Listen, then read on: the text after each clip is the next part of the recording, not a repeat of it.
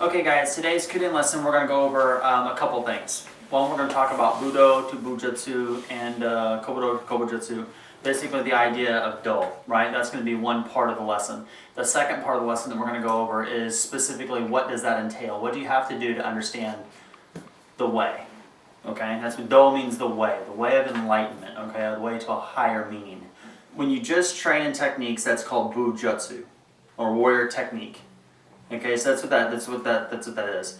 When you reach a set of a skill or a higher form of understanding, and it transcends to more than just the dojo. It's in everything that you do. That's Budo. You know what I mean? You don't come in here to learn Budo. You come in here to practice, and the techniques you learn is actually Bujutsu.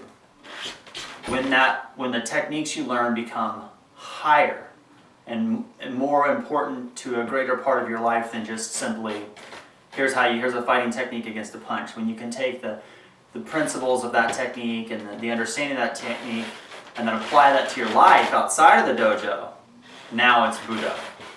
Same thing with Kobudo. When you guys are working with your weapons, right? You see on the pages it says Cobra Jutsu. That means because you're learning a techniques, when you learn the essence of it and the meaning of it and you can apply that to your life, now you've reached or you've got to the level of Kobudo. Okay, so that Do means something more than just the physical realm.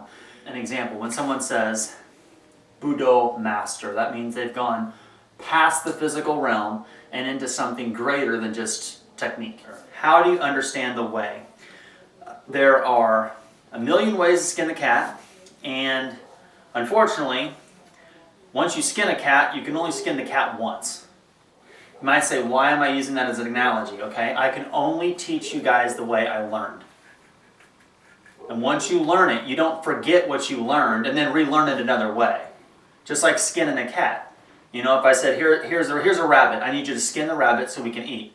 Well, you're going to skin the rabbit, and everyone's going to have their own way of doing it. Once you skin the rabbit, you can't put the fur back on and do it again. Same thing with me. I can't relearn what I already learned, so I can learn it a different way to give you guys a different explanation of the arts. There is a quote from Sun Tzu's Art of War. What else can that mean? What else? When you take that word, there can be no growth without conflict. That could also mean there can be no growth without resistance. There can be no growth without friction. Right? There has to be something that you conflict with so that you can grow as a person. Okay? I have always been taught that you push yourself harder physically to attain a higher level mentally. Our bodies can only physically do so much, but our minds can always do more than what our bodies can do. I mean, I think someone told me once we only use like 10% of our brain or something like that. You know what I mean? So we always can understand more than we can physically do. The higher you push your body, the higher you get that skill level up, the more you understand. Because there are certain things about punching and kicking and moving and swordsmanship, spearmanship, ninjutsu, walking, entering methods, escape, concealment, all these kind of things. There's a certain knowledge that comes from the actual practicality of doing it that you don't get from reading about it. When you want to make a sword, a katana, right, this beautiful piece of work, what do? They hammer the living hell out of it, they heat it up, they beat on it. You know, no different than in here. You get hot, you get sweaty, we beat all over you, you hit the floor, you're pounding your body every time you do a roll, boom, every time you do a fall, boom, every time you hit the mats, bam, every time you're doing techniques in kata, you're getting hit, you're getting kicked. You're constantly getting beat on, your body's constantly heating up. We call it the forging process. You're taking shape. You're taking shape, just like the sword, right? Now once you've actually shaped and you've molded the thing into like, this is going to be the shape of the sword, at that point, what do? You have to apply friction to sharpen it. That friction's the critique. Chapin's going to give you guys so much, but when you test, you have to do it in front of me, and that's, get those nerves in there, it's like, oh man, she's not the one that was really down here that much. She comes in, cracks jokes. I do, but don't think for a second I ain't watching what you're doing. That's to let you know that in real quick, like, just because I crack a joke and walk out don't mean I'm not noticing what you're doing. When you have the Delphines and the Chafins and they're pounding you, and that's their job as assistants. They're pounding you and they're trying to get you in that physical shape. and that physical form to be the weapon that you want to be. And when they do that to you, it's my job to give you the critique, to grind it down a little bit at a time, till we can sharpen it and sharpen your skills. So you need that critique, you need that friction to get even sharper than just to be a blunt shaped weapon. Now we want you to be a sharp, efficient weapon. What makes it harder for you than me? There's a big thing, and I know I'm not that old. In fact, I got 2 people in here that's like, give or take plus minus 2-3 years. There's a couple of them in here that's basically my age. We're all kind of roughly in the same little boat there. There is a difference that all of you have growing up at the age that you are, that me and these other 2 gentlemen that are in this room did not have at your guys' age, at 19 and whatever, 16 or whatever that you guys are. We didn't have this. Okay? When I was little growing up, now I cannot speak for them, but I can just tell you the era of the 80s, okay? I'm going back to the 80s,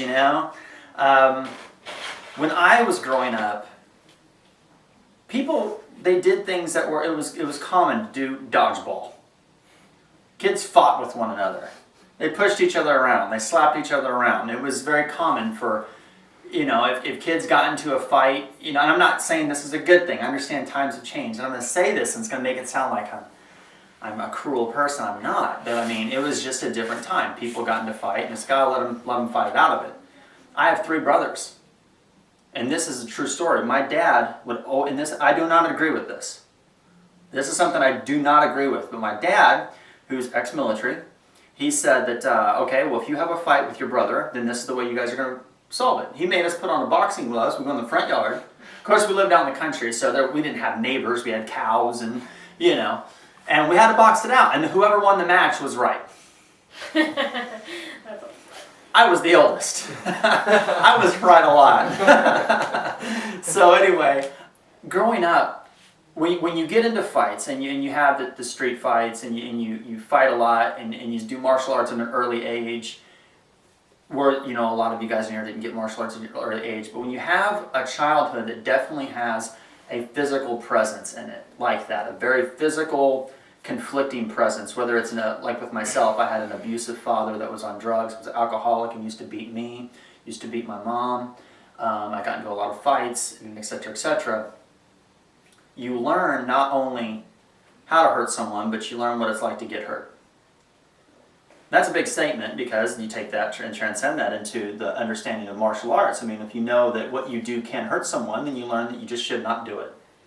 Now, in the society that we live in, you don't see children, martial arts is not a big thing. There's lots of school activities that are not as physically demanding as they used to be, which I'm fine with. I'm not saying that's a bad thing. I'm not trying to promote that. I'm just saying that it's a different time.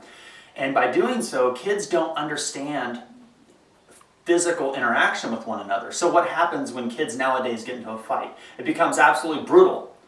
One person's going to really get hurt because both kids don't understand that when I do this, he gets hurt. They don't even know how to fight. So because they don't know how to fight and they don't know martial arts, they end up really hurting someone else. This transcends and not just the physicality of how we look at martial arts, but also the mentality of the people coming in.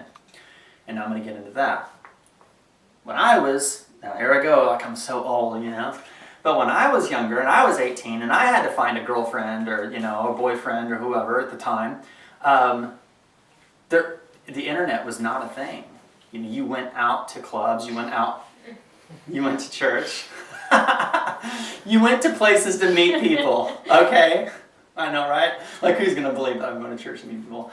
But anyway, I have to say it. It's on the camera. But anyway, so you learned how to talk to people. So you learned interaction, you learned what you can say and what's appropriate and what you can't say. And that's different than learning it from when your mom says, don't say this, that's bad. Don't say this, that's inappropriate. Okay, mom, okay, mom. That's one thing. Oh, okay, dad, okay, mom, okay, miss whoever, okay, your teacher, your grandmother, whatever. That's one thing. But what we really learn is that interaction with other people. Now you have so many people that don't interact with anybody. They don't know how to talk. They don't have people skills. So when they do talk to people, they don't really talk. They're stuck in that they can't express themselves, they can't communicate, and that's a bad thing. On the flip side to that, when they get into a verbal altercation, what ends up happening with the same social issue there? Same thing with the physicality. They don't know how to stop, so the verbal attacks, like you've seen people, don't have a lot of interaction. They don't know when the stopping point is. They end up saying things that are so abusive and so mean and so hurtful because they don't know a limit.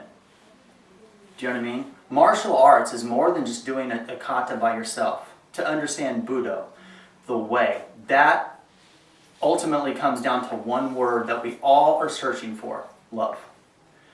And that is a connection between you and another person, between you and another form of energy, between you and either a higher power, but there's something, you're connected to something, and you're interacting with that, whether it's physically, whether it's mentally, whether it's emotionally, but there's a connection, and that connection helps you understand how to act appropriate, how to speak appropriate, how to be appropriate. You know what I mean? There's nothing wrong with being fun and free willy and, you know, and run around and, you know, in its correct place, run around in the bikini and having a good time. There's all that kind of stuff. That's fine in that place. And then there's times where you need to be serious, and there's times where you need to be this. Don't ever be one thing. If you're one thing, you're just miserable as hell. I'll tell you that now. You know, that's one thing I think me and everyone my age tell you that. You can't just say, I'm going to be this, I'm going to dedicate my life to just this. I'll tell you what, I was so dedicated. I was like, there was about, I would say maybe, I'm 36, I'm going to go about maybe 15 or 16 years of my life. I wanted to be the best martial artist ever.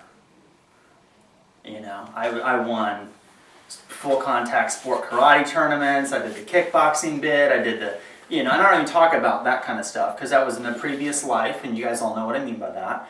And all that kind of stuff. And I studied with the best people, and then I studied, and I learned every bit of history, and I learned all the kuden, and I wrote it down, and I inherited scrolls. And I got to the point where I was so fixated on being the best martial artist that I lost track of how and I really wanted to live my life. And I was miserable. I have another student here that told me he was really successful from a business perspective. They were just so fixated on making money that they lost track of everything around them, you know? And martial arts helped me. Like, I started looking at martial arts for more than just wanting to beat somebody up. Like, it's teaching me a higher lesson. And from there, I learned more than just being fixated on, I want to do this. And once you look at your life and you say, I'm miserable, I'm beating people up every day, there's got to be something more than that. Or maybe I'm miserable, and even though I'm successful as shit in a business life, deep down there's more to me than just this. And that feeling is what drives us to be the people that we are. There are a lot of people out there that like to nitpick, and they say, tells you, oh, when you do that kama, your foot is in the wrong place. Oh, your taijutsu's bad. Oh, the way that you move your body is incorrect. Anybody who tells you that, they don't even understand the fundamental basics of Bujutsu. They might be able to define Budo, but if they're arguing about, they want to nitpick about where someone's toe is, then they aren't even skilled at Bujutsu. Because if they were skilled at Bujutsu, warrior technique, then they know at any given time they can get their ass whooped. And where that toe is pointed is not definitive on how much of that ass is going to get kicked. If they're going to nitpick on where their elbow is when they have to make a cut with a katana, that is so fundamental Cobra Jutsu that it's not even funny. Why even nitpick at that when you guys are on a process of Kobudo, a higher purpose? Right?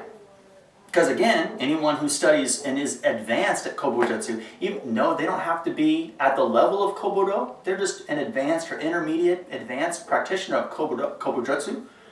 Even if they're at that level, intermediate, advanced student of Cobra Jutsu, they know that at any given time, they can get their ass whooped. Because the other person has a weapon and the other person wants to hurt them. And they know that it doesn't matter where that elbow is, that blade will still cut their ass. So when you see that nitpicking stuff, those people are so fundamentally basic. You don't even need to hold a conversation about that. That's a delete. That's an easy delete. Same thing with ninjutsu. Okay, ninjutsu is the same way, guys. You have Bujutsu, Budo, yeah. Cobra Jutsu, Kobudo, and you have Ninjutsu, and then you have Ninpo. And Ninpo is that higher order of Ninjutsu. Ninjutsu itself is just a technique. You know, this is how you make a torch. This is how you make the fire arrow. You know what I mean? Here's how you walk. You know, that's great. there's a higher purpose. When we talk about Bujutsu and Kobujutsu, it's very easy for me to show you warrior technique that you can apply in a dojo and then find a sense of purpose from that training. Ninjutsu, it's tougher because with ninjutsu, it's like, okay, here's a fire arrow, but you can't shoot it on a castle. Here's a poison, but no one in here is going to drink it. So there's a part where all these ninjutsu techniques, even though you're learning them, to experience the actual practicality of them is pretty hard. So what do we truly look for from the study of ninjutsu? We're trying to attain Ninpo, so that's the essence of it. How close are we to the real essence of ninjutsu, the meaning, the truth behind the technique? That's what we're searching for. Because none of us are going to go cut someone's head off or burn down a castle or, go loot the village next to us and rape all the women and steal the children. We're not going to do that. And if that's what you guys are here for, I apologize. I'm going to have to leave. We're not doing that, okay? But no, I think today's lesson, I wanted to make sure that we got that across. I wanted you guys to understand that even though when you guys come in here and it's like, God, she just made us do a whole hour of outward block and then punch, upward block, punch, or we just did an hour of stick and I did the same 8 techniques.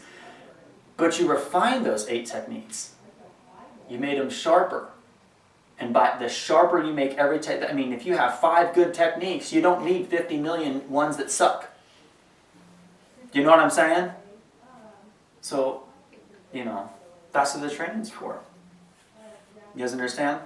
Every one of us have a different journey. Every one of us have a different path. And once you find what it is that you want to do in life, do that. Of course, I know you guys have the most liberal teacher in the world, and transgender, blah, blah, blah. But I'm telling you now, and I can't imagine any martial art teacher in the world, they don't have to be like me to say this. I can't imagine a martial art teacher not agreeing with this next statement. When you guys are on your deathbed and you're going to take your last breath, do you seriously want to sit back and think, I had 5 years, I had all these things that I did that was so fucking miserable and a waste of my time. I wish I had that back. I'm being serious. It's easy to think about it now, but next time you guys are alone and you're sitting in your house watching Netflix, a movie you probably already watched 5 times, think about that. Now, I'm going to die. Have I seriously left a legacy? Am I going to be remembered? Have I done what I want to do in my life? You know what I mean? Martial arts can help you figure that out and help you achieve a higher level of consciousness, awareness, and make you a better person and help you live a better life. But ultimately, you have to be the one to do it. You have to live your life to be happy. And what that is different for all of us. I wish I could give you what that means. You know what I mean? But that's why it is a very generic and that can be understood different ways. But don't have regret. You know what I mean? Because you only live, you only get this one time. And if you want to master the art, then master the art. Don't let somebody tell you that you can't. If you want to do something, go do it. If it doesn't happen, it's because you didn't do it.